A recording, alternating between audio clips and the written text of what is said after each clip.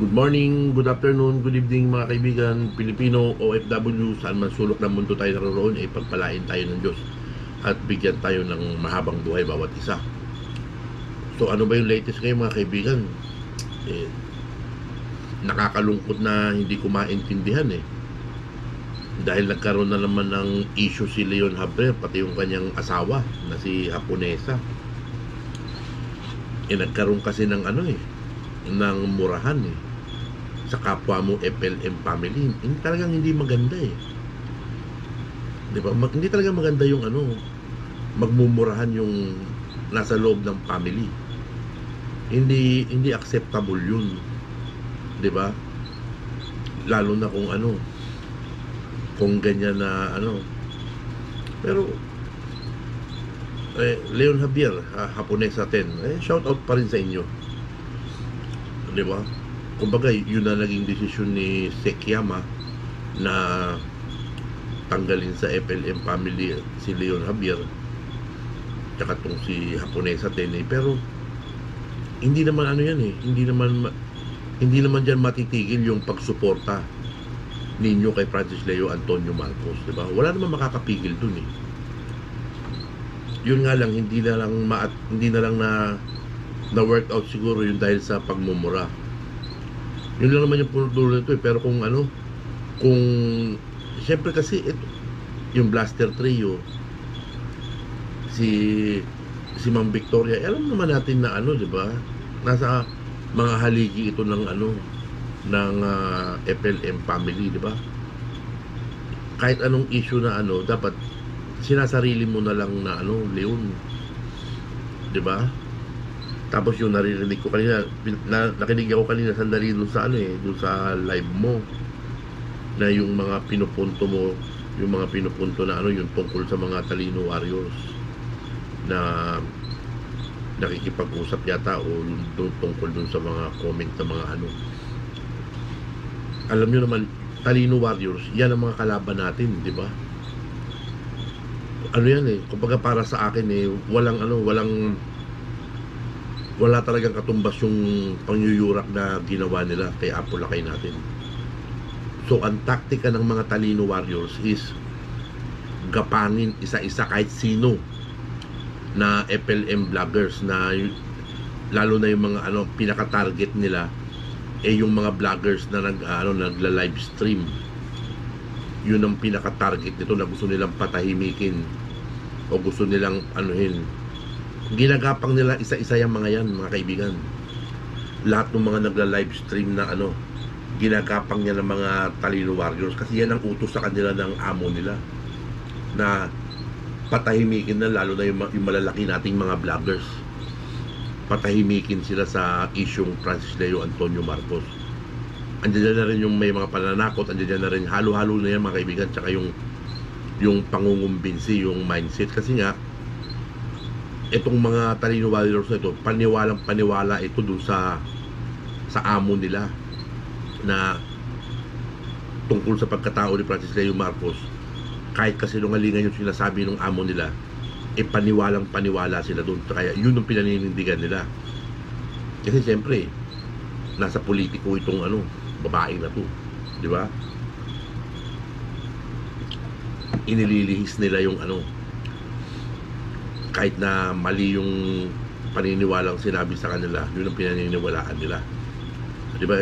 Hindi man tayo maalala dyan, puro mga Marcos loyalist to pero ito pala, Leon Javier, Japonesa, sigurado na gagapangin kayo ng UTW, sigurado yan, siguradong gagapangin kayo niyan, kasi achievement para sa kanila yan na makakuha ng mga yung ganyan. Halimbawa, ito, sinabi ni Sekiyama, tanggal ka na sa FLM family, tapos gagapangin ka ng UTW, sigurado yan. Kaya wag mong pagbibigyan yung mga UTW na umakyat dyan sa iyong channel, sa live stream ninyo. Wag nyo silang i-entertainin, o kung may mag-aano man dun, talagang ipakita nyo pa rin na ipinaglalaban nyo pa rin ang isang Francis Leo Antonio Marcos. Just hold on, di ba? Kung mahal niyo si Francis Leo Antonio Marcos, no matter what kung ano ang sabihin FLM family, yung bawat araw, bawat linggo, bawat buwan na lilipas, makikita pa rin nila yung pagmamahal ninyo kay Apo Lakay. Kasi yun ang pinaka-importante dito mga kaibigan eh. Yung walang tigil nating pagmamahal kay Apo Francis Leo Antonio Marcos. Yung walang tigil nating pagdamay, pagsuporta kay Francis Leo Marcos. Diba yung pagpapakalat ng kabutihang at kabayanihang ginagawa niya.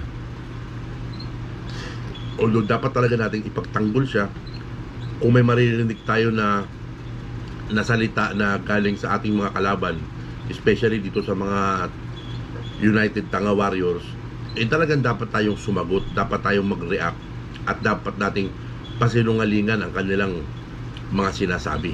Diba? Kasi tinatarget talaga nila lahat ng vloggers. Siyempre ikaw Leo, nagla-live stream ka, may nanonood sa'yo na pa isa-100, minsan 200, minsan 300, o minsan walang 100. Yan ang mga target nila. Tinatarget ng Talino Warriors yan. Kasi gusto nga nilang patahimikin sa social media hanggang maaga. Kasi malapit na yung 2022 mga kaibigan eh. Ang FLM family, hanggat tuloy-tuloy na ang topic is si Francis Leo Antonio Marcos, lagi kinakabahan yung kanilang amo.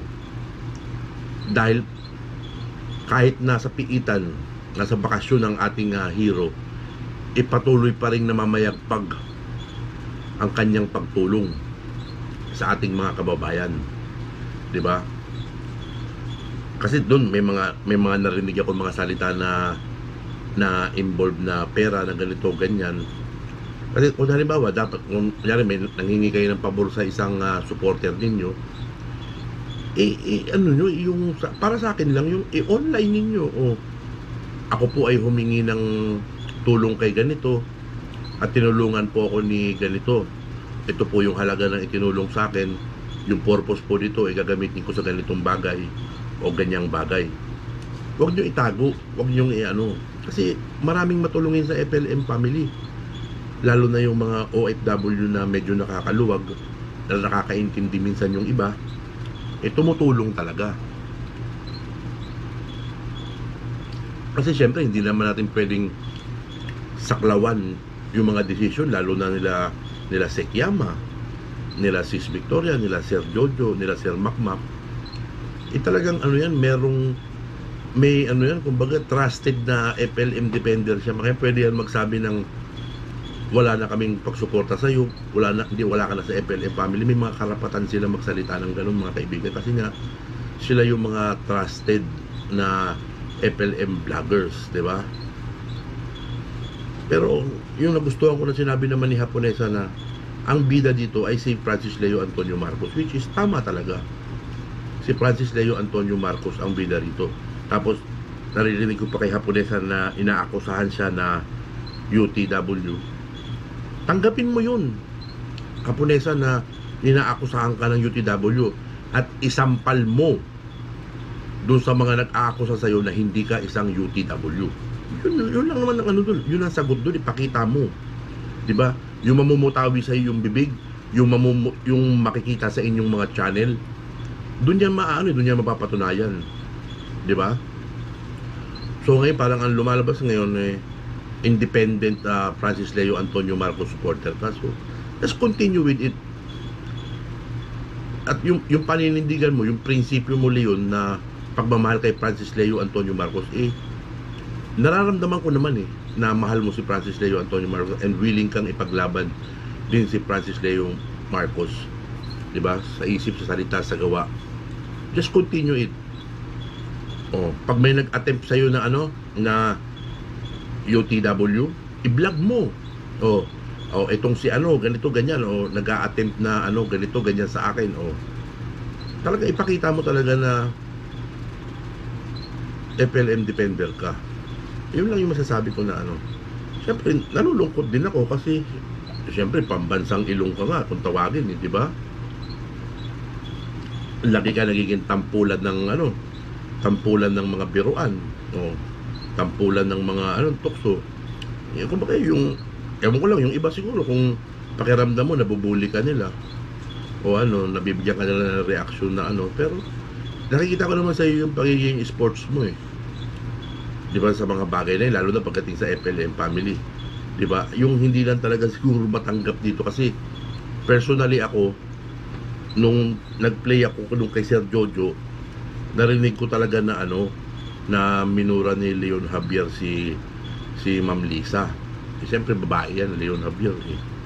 Di ba? Wag mo murahin. Kumbaga, magsalita ka ng ibang salita na ano, pero wag mong murahin kasi iba na yung pagmumura sa magkakapatid niya tayo dito eh. Ang tulingan niya natin dito, magkakapatid eh, di ba? Dahil wag tayo magmurahan, tayo. Ang kamura-mura dito, yung mga nagpapakalat ng fake news laban kay Francis Leo Antonio Marcos, yung yumuyurak sa kanya, higit pa yung pagyurak nila kay yung pagyurak ng United Talino Warriors ay higit pa sa pagmumura yung ginagawa nila kay Francis Leo Antonio Marcos, dahil dangal na ni Francis Leo Marcos dito ang dinudurog nila, yung credibility ng kanyang pangalan, yun ang dinudurog nila dito, na gustong-gusto naman ng amo nila, which is wag natin payagan dahil tayo ang mananalo sa laban na ito eh, di ba? So napatunayan naman natin na lehitimo ang pagiging Marcos ni Francis Leo Antonio Marcos, di ba? Dahil sa pagbasura nga nung anti-Elias law. Kasi mahihirapan talaga sila diyan eh. O, di ba? So ipaglaban natin na talagang ipamukha natin sa tao, ipakilala natin sa tao, at ipagtanggol natin si Francis Leo Antonio Marcos sa mga anak ng teting na mga to, di ba? Lahat ng tumawag sa kanya sa ibang pangalan, yung mga anak ng teting, yan ang mga minumura ng kinang-kinang ina nila. Ganun yan, mga kaibigan. Yan ang mga kamura-mura, di ba? Mas deserve nung mga UTW, mga kinang-kinang ina mo, yung mga kinang ina mo, yung mga ganun, mga pulang mo, yung mga ganun. Mas deserve nila yun kasi mas masahol pa ron sa mura yung ginagawa nila, yung pagdurog nila, yung pagyurak nila sa isang bayani na si Francis Leo Antonio Marcos, di ba? Bayani si Francis Leo Antonio Marcos. Hindi nila pwedeng gawin yung mga ginagawa nila ngayon kung tawagin nila, kung yurakan nila, kung paratangan nila ng kung ano-ano, di ba? Higit pa yan sa pagmumura, yung pagdurog ng pagkatao, di ba? Diyan nabuo ang FLM family. Diyan nabuo yung pagmamahal natin sa isang Francis Leo Antonio Marcos. Dahil sa kanilang mga pangyuyurak, tayo nagtatanggol, di ba? Ipagtatanggol natin si Francis Leo Antonio Marcos kahit anong mangyari. Ito yung personal kong opinion. Ako, ito nagbablog na rin ako, nag-YouTube na rin ako, di ba? Hanggat nakikipaglaban tayo para kay Francis Leo Antonio Marcos, focus lang tayo dun sa yung pakikipaglaban dun sa mga kalaban talaga natin. Diba? Yun ang mabigyan natin ng mga reaksyon, yung mga nakakalaban natin, yung talagang mga kaaway natin, yung mga nangyura kay Francis Leo Antonio Marcos. Kasi ang style nitong mga United Talino na to, yung mga bobo na to, is dadaanin kanyan sa yung parang yung professionalism style na yung kailangan dahan-dahan, kailangan ganito. Kasi mag-usap tayo ng walang ganito, walang ganyan, doon kanila mama-mindset, doon kanila madadali, kung mahina-hina yung mo, doon kanila makukumbinsi, doon kanila mabibrainwash, doon kanila sasaywarin kanila ng ganun. Pero deep inside nila, putang na gagamitin ka lang ng mga yan, di ba? Gaya nung itong si 3 inches tsaka itong si Panot, di ba? Kung paano nila ginamit itong mga to, di ba? Nagka-takedown ng mga channel, di ba? Nagamit sila kasi na-brainwash na nga sila eh. Itong si David, medyo medyo kahit paano may konting pangalan nito eh. Kasi talagang naging tumaas yung moral ng mga FLM family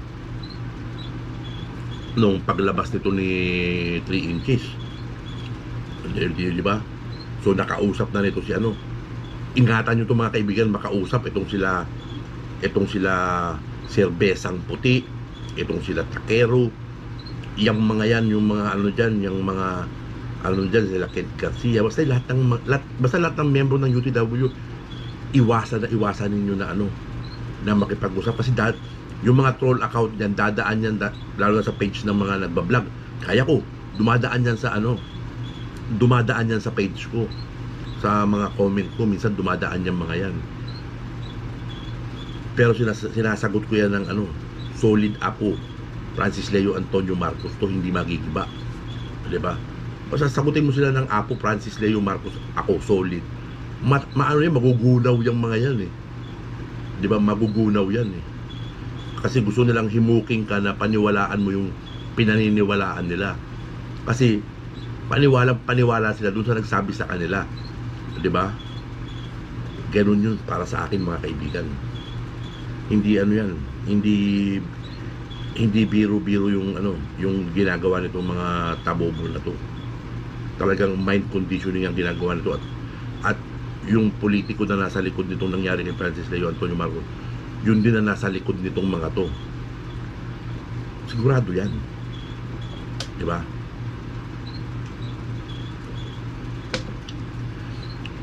O ngayon nagkakaonsehan na ngayon dun sa ano, yung mga nagbibigay ng impormasyon dito kay Alfa Romeo, o diba? So at least nalalaman natin, nagkakaroon tayo ng idea. Yung mga haka-haka natin tumitibay na yun dahil nga dito sa mga nasasaksihan itong ano, nung ating bubwit, nung ating ano, informante. So napakahalagang bagay niya, mga kaibigan. At least ano, ang dami nung nabuking niya, di ba? Noon sinasabi ko noon magkalaban itong si letter G tsaka itong letter M na to eh. Pero doon sa pagkakaano ni Sir Alpha eh, ito na magkasama pala. May kasama pang isang congressman, dating congressman to, mga kaibigan. Yun yung sarili kong ano, analisasyon. Dating congressman to, tapos ito nga si Victor Ballpen. Talaga grabe talaga, mga kaibigan. So nagkakatugma kasi mismong nasa loob ng opisina ni Denial Queen ang nagsabi sa akin na itong tao na to, galit na galit ito kay Apo Lakay natin. So para sa akin, yun yung congressman para sa akin, ha.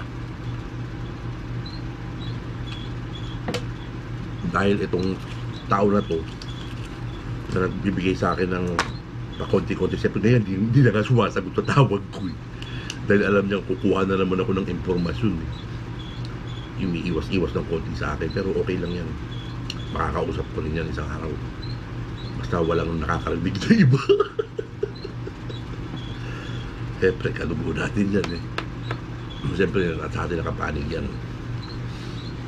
Tapos ano pa ba pag-usapan natin, mga kaibigan? Ngayon pala, on the way na ang Team FLM sa Alabang ulit. Ito si Eliza D, si Delicado Uno, tsaka si JC Brown Sold, yata yung kasama na isa. Tsaka syempre, walang iba kundi yung Sek Yama natin, di ba? Na fresh na fresh. So, pati si Sister Eliza D, fresh na fresh. So, naka 4-wheel sila ngayon kasi nga umuulan. Talaga, ang galing.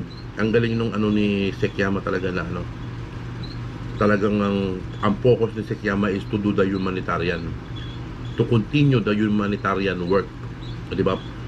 Bumabanat pa rin si Sek Yama, papitik-pitik ng konti. Kumbaga tayong mga vloggers, tayong mga yung mga vloggers na tayo ngayon yung kukundina dito sa mga fake news na ipapakalat na naman itong mga kasi sa mga darating na araw may mga fake news na naman na pakakawalan yung mga yan. So tayo ang babanat dyan sa mga yan, di ba? Pero kung minsan siyempre babanat din si Sek Yama, hindi naman makakatiis si Sek Yama na basta-basta pag nakarinig na naman to ng hindi magandang salita na di ba? So basta continue tayo sa pagsuporta, siyempre hindi mawawala yan. Kung may panibagong hamon na naman ng Mayaman Challenge, sa dami natin magbigay tayo ng tagi-isang sako, di ba? Hindi naman kabigatan yun. Lalo na ako, OFW ako. Dito, baon ako sa utang. Kinakapos din ako. Pero yung isang sakong bigas na maiaambag ko, makagawan ko ng paraan yun. Di ba? Ganon din siguro yung ibang OFW. Di ba? Na nag-i-effort din sila na makapag-ambag ng kahit isang sakong bigas. Kung may 2,000 OFW ang sumagot ng tagi isang sakong bigas, o di 2,000 sakong bigas, yun, napakadami natin matutulungan nun. Di ba? Kasi part na nga tayo ng FLM family. Di ba? Kahit sa maliit na bagay, pag pinagsama-sama natin ito, tulong na. Yun yung pinopoint ni Sekyama, yun ang gusto niyang ano. So, suportahan natin yun. Tapos, ito pa, yung kanina naman, nabanggit naman ito si Parking Boy din, nabanggit din ni Sekyama eh. Kasi ako, nawala na sa eksena si Parking Boy. Ikaw naman kasi, Parking Boy, kung halimbawa, nakatanggap ka ng pera na ganyan, kung para saan ba yung purpose ng pera na yon? Kasi kung hindi ako nagkakamali Parking Boy, parang ang ano yata noon is para mapagawan ka ng kwarto. Yung parang maliit na bahay ganun, na doon mo na ilalagay yung computer mo, maglalagay ka ng internet doon, mag-ano ka, parang hindi yata yun yung nakita nung ano. Yan para sa akin lang, yung personal ko lang na ano kasi syempre noon lagi ka nandiyan dyan sa ano ni Sekyama. Tapos ano, panay pala ang ML mo, ano ba, Mobile Legend. May nakaka-addict nga yan. Huwag ka magpakaano dyan. Di ba wala ka matututunan dyan sa Mobile Legend? Hindi kikita ang YouTube mo dyan sa Mobile Legend. Di ba?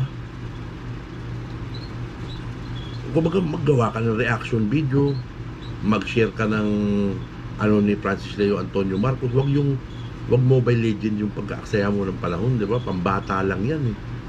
Di ba? Magpapaka-addict ka dyan sa Mobile Legend. Maghapon magdamag ka dyan sa Mobile Legend. Ano ba naman? Hindi ka naman bata. O baka hindi ka naman professional gamer para sa wala namang competition dyan sa ML na yan na ano. Hindi, yung personal ko lang na ano. Di ba? Ang dami mong natanggap na tulong. Sana yung tulong na yun, inano mo, yung bawat sentimo na ginastos mo, ilista mo. O, tapos bawat tanggap mo, yung pasalamat ka ba ng ano, yung bukal ba sa puso na pasasalamat? Yung na, ito po, natanggap ko po itong halaga na to. Ang sabi nung nagbigay, gamitin ko sa maganda. O di ba, yung kwarto sana na sinasabi mo nun para meron kang sariling kwarto. May sarili kang pwesto, di ba? Sa Davao naman, kung gagawa ka lang ng kubo, kung kakilala mo naman yung may-ari ng lupa, hindi ka naman siguro pagdadamutan na magtayo ng kubo doon maliit sa gilid nila. Kung kubo lang naman, di ba? Kung gawa sa kawayan na ano, makikiusap ka lang doon na ano, uupahan mo ng 500 isang buwan habang nakatiri ka doon ng bahay-bahayan mo. Kasi doon ka ngayon palagay ng internet o ng ano. Kasi nagtaka ako, biglang nawala eh. Marami pang nawala eh. Yung mga dating nandiyan na nakikita ko na nakikipaglaban, nakikipagmurahan eh. Hindi ko alam kung bakit nawawala sila ng ano. Meron pang isang singer nga na ano binanggit dun sa comment dati na ano na kamusta na si ano, sinasabi ni Sekyama, hindi ko kilala yan. So may laman yung ibig sabihin ni Sekyama nun, di ba? Merong laman yun, merong laman yung ano na yun. Kumbaga syempre ayaw natin pangunahan, di ba? Kasi wala tayong karapatan manguna kasi mga FLM family ito eh, di ba? Ang pwede lang mag-topic nito, ang pwede lang magsimula ng topic nito ay itong sila Sir Jojo, sila Sir Makmak, si Sekyama, sila Sis Victoria. Kasi sila yung talagang merong ano yung may mga direct communication sila na ano, sila yung Sekyama, iba-vlog ko to, pwede ba ganito, ganyan, hindi ba makakano to, ganyan, ganyan. Sila yung may mga ano, tayo dito sa baba, yung mga maliliit na mga ano, na mga vloggers reaction comment lang tayo at pagpapalaganap ng kabutihan na ginagawa ni Francis Leo Antonio Marcos. Hindi biro-biro to. Bukas iba-vlog ko naman yung ano, yung nabasa ko sa Facebook, kasi hindi ako active sa Facebook talaga eh. Mas active ako dito sa YouTube kasi team headset din ako eh. Pag nandun ako sa trabaho mga kaibigan, yung Bluetooth headset ko lagi lang nakasaksak yan dyan na ano, habang nagtatrabaho ako. Kaya yung ganun, Steve headset ako pag ano, 8 oras yan, team headset. Talagang binibigyan ko ng time na makinig sa channel ni Apulakay natin. Kaya kanina, siyempre pagod si Sekiyama kawawa naman si Tonyo na lang naiwan dun ilang oras si Tonyo nagsa-shoutout. Ilang oras si Tonyo, puro shoutout si Tonyo Pero bilib din ako kasi sa'yo, Tonyo, ha? Talaga walang tigil na ha?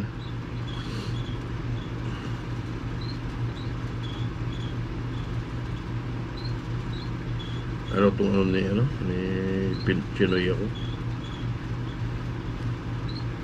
Wala masyadong si Chinoy ako ng kay FLM kasi madami siyang topic na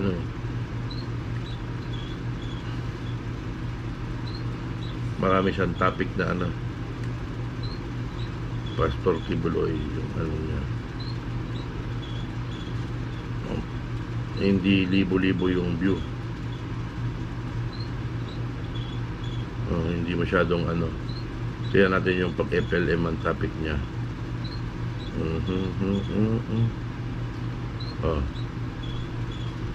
Pwede naman pagka ang topic niya kay FLM pumapalo ng 21,000 plus view, 14,000 plus views.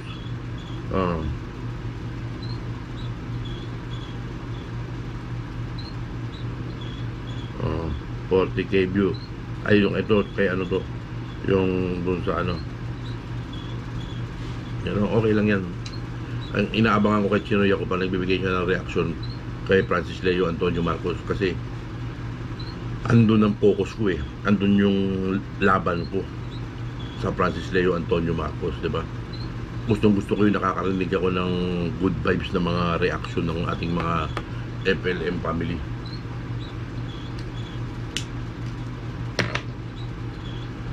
Leon Haponesa, Parking Boy, advance Merry Christmas and Happy New Year.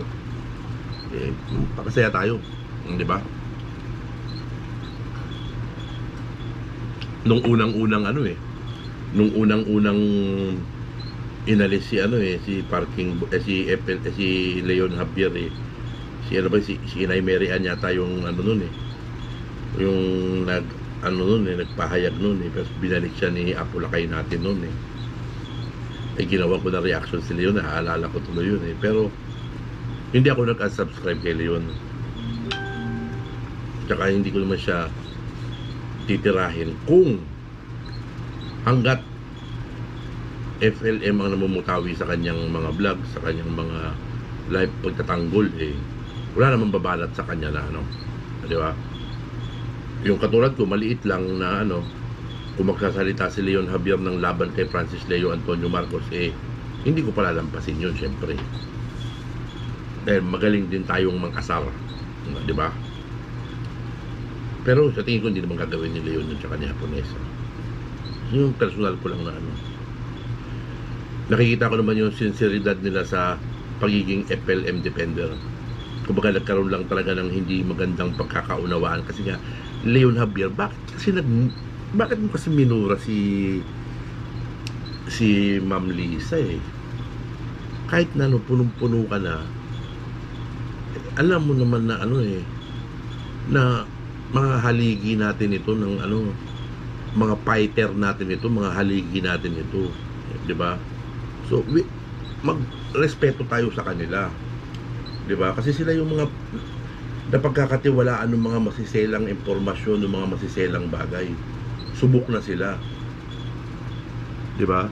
Tayo dito na recognize nga tayo pero wala pa tayo doon sa level na pwede tayong makipagpalitan sa kanila ng mga conversation, pwede tayong magtanong sa kanila ng mga personal na tanong na wala pa tayo sa ganung level. So di-level lang tayo kung saan yung lugar natin na yung tayo makibakbak lang tayo doon sa mga kalaban natin. Hindi natin palalampasin yan, lalo na itong mga United Tatanga-Tanga Warriors na to. Hindi natin palalampasin yan mga yan. Pag ako may nadaanan na nagsalita ng hindi maganda at gusto kong bigyan ng reaction, babasagin natin talaga yung mga yan, di ba? Dahil dito sa community natin ang bida si Francis Leo Antonio Marcos. Wala tayong ibang paglalaban dito kung si Francis Leo Antonio Marcos at yung mga yuyurak din sa ating mga FLM, mga defenders, vloggers, di ba? No, kanina nga, pasalamat niya ako kay Sik Yaman na ano, nung unang live niya kanina ngayong araw na to, kasi malakas yung ulan dun kila, ano, kila Alaysa, oh. Nasabi niya, si Kuya Miguel, Kuya Miguel na tawag niya sa akin ngayon, Detective Sik Yaman. Siguro na, nagkausap kasi, kakwentuhan kami ng mga ilang minuto ni, ano, ni Alaysa D, na pinaliwanag ko kay Alaysa D kung ano, kung bakit, ano, sabi ko, ako po yung nagko-comment na ganito, ganyan, sabi niya, ikaw pala yun, ikaw ba yun? Siyempre, video call kami ni Alaysa D. Siyempre, video call dapat yun. Siyempre, pakita mo yung mukha mo.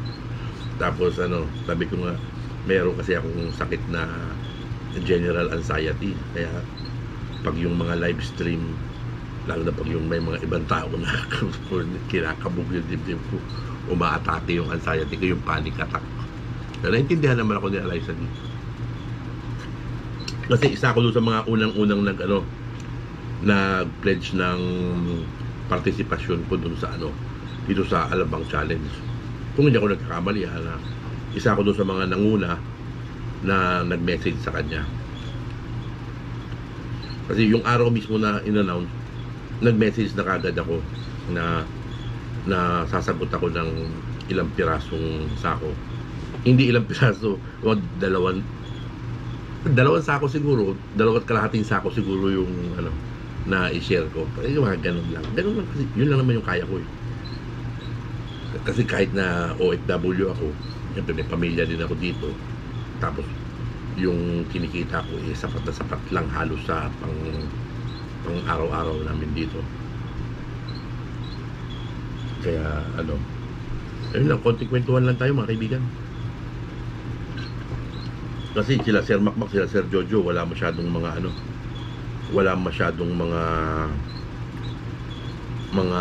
vlogs niya, wala masyadong mga topic na ngayon.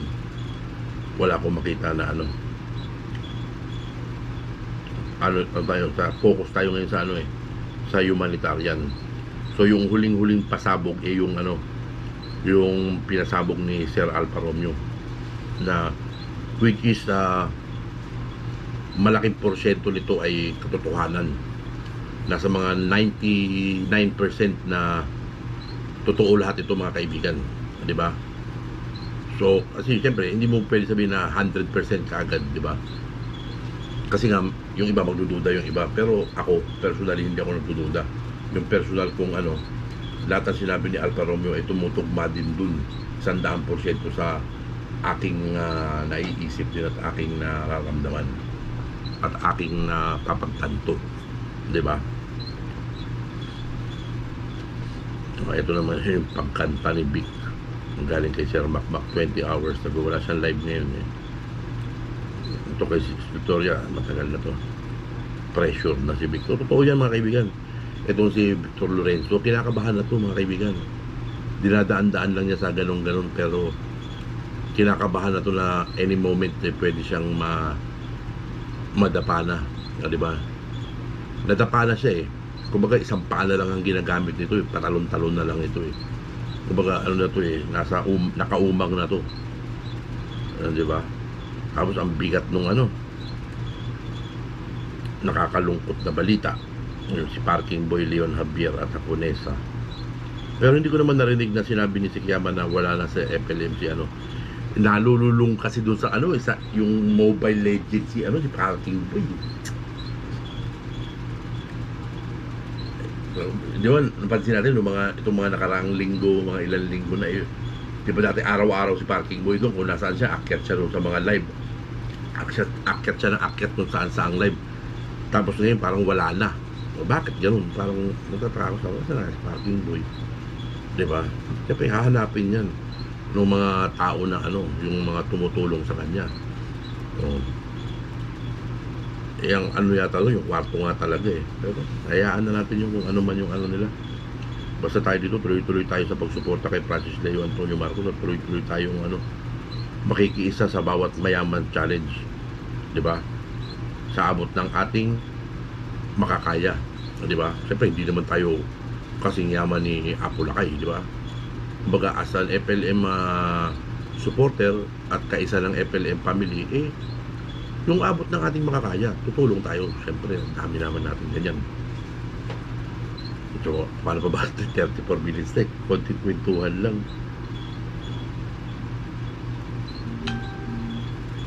Pero ito lang yung para sa akin mga kaibigan na ano, na personal kong ano, ako hindi ako titigil ng ano, pag may maririnig ako na ano, na bakbak nitong mga United na Tanga Warriors, talagang babasagin natin yan, lalo na pag mabigat yung mga akusasyon ng sinasabi nila o yung mga fake news na sasabihin nila, babasagin natin yan. Tsaka nandiyan naman sila Bunso, di ba?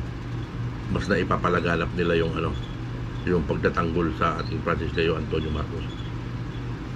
Malapit na natin makamit yung hustisya mga kaibigan, na naway ano, talagang malungkot yung balita na ano, kasi sinabi na nag-meeting itong judge tapos itong dalawang senador Ano ang purpose nun mga kaibigan? Kung di ako nagkakamali may ebidensya yata to na picturean yata. O merong isang FLM defender dun na ano, syempre taong bayan na kalaban nila dito mga kaibigan kung may isang FLM dun na waiter o kaya isang FLM na supporter dun na ano, na solid, so syempre gano'n lang yun na picturean lang niya na magkakasama sa isang table o sa ibang angulo di ba? Baka nakarating na kay Sir Alpa to. Sana nga gano'n yung nangyari, di ba? Pero legit naman yung source natin. Malamang na-picture na to. Tsaka merong mga ano dyan, may mga gumagana dyan na ano, na hindi ubra yung ganyang gagawin nila.